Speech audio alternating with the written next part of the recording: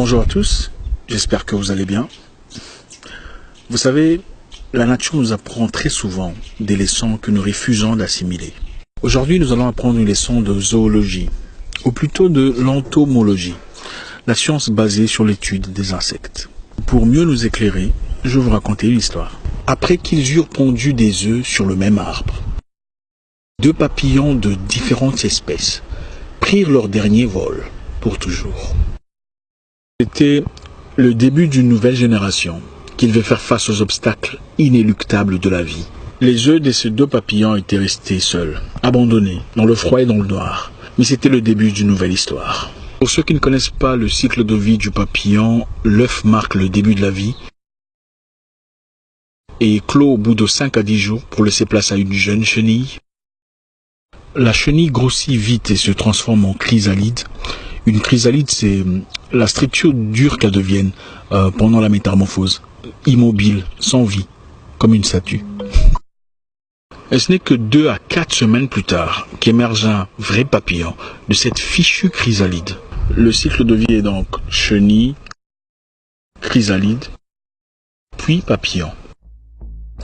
Alors, revenons à notre histoire. 2 papillons de différentes races prirent leur dernier vol après avoir pondu des œufs sur le même arbre. Après éclosion, cet arbre abritait des centaines de chenilles. Le soir, pendant le dîner, Siala, la première chenille, se disputait contre Zola, sa voisine, pour un morceau de feuille de manioc. Siala et Zola étaient certes toutes des chenilles, mais elles étaient issues des différentes mères et de différentes races. C'était la guerre entre les deux. Chacune d'elles voulait le plus grand morceau. C'est moi qui ai trouvé ça. Non, c'est moi qui ai trouvé ça. Difficile à arbitrer. Zola était un peu plus forte que Siala. Alors elle prit de force cette feuille de manioc et la mangea brutalement. La rivalité était évidente entre les deux chenilles et la guerre était déclarée. Le moment arriva où Siala et Zola devinrent des chrysalides en phase finale de leur cycle. Elles étaient toutes les deux immobiles, métamorphosées, enfermés dans cette boîte inconfortable, en attente de devenir enfin papillons. Leur mésentente avait engendré une sérieuse rivalité. Leur contentieux avait créé un climat de guerre. C'était la course vers la vie. Quelque temps plus tard, Zola, la chenille forte, devint papillon.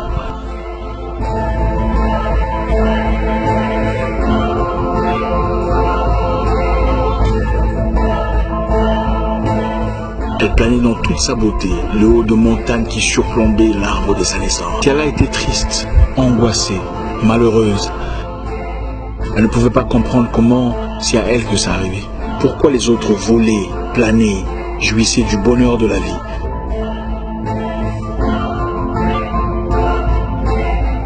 Pendant qu'elle était coincée dans un coin obscur de la vie. Et Siala, la chrysalide, était angoissée. Elle pleurait. Elle demandait à Dieu pourquoi c'est à elle que ça arrivait. 7 jours plus tard, elle apprit une nouvelle dévastatrice. Zola avait rendu l'âme. Elle était désemparée, sous le choc.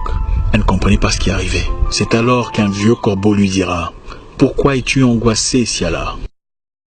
Zola était un papillon lune. Ils naissent sans bouche, se reproduisent et meurent de faim 7 jours après leur naissance. Toi, par contre, tu es une espèce différente. Vous prenez plus de temps pour atteindre la maturité, mais vous vivez longtemps une vie pleine d'aventures. Les amis, vous sentez-vous en retard par rapport à quelque chose? Des idées que vous aviez, un concept qui vous tient à cœur, une vision que vous souhaiteriez matérialiser? Ne soyez pas découragés. Vos copines sont peut-être toutes mariées pendant que vous avez du mal à avoir des prétendants. Vous ne faites de course avec personne.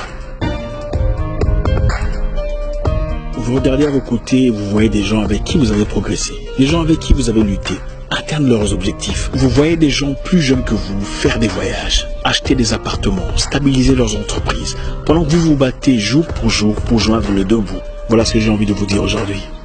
Vous n'avez pas la même histoire, pas le même parcours, pas la même configuration. Vous avez le droit de vous sentir en retard par rapport à vous-même, mais vous n'avez pas le droit d'établir votre retard par rapport à ce que Martin ou Patricia a fait. Il a été conçu pour chacun un parcours unique, une histoire particulière. Vous avez été créé de main de maître pour une destinée singulière qui ne peut être réécrite ni contrefaite. Vos amis sont mariés, vous ne l'êtes pas, tant mieux pour eux.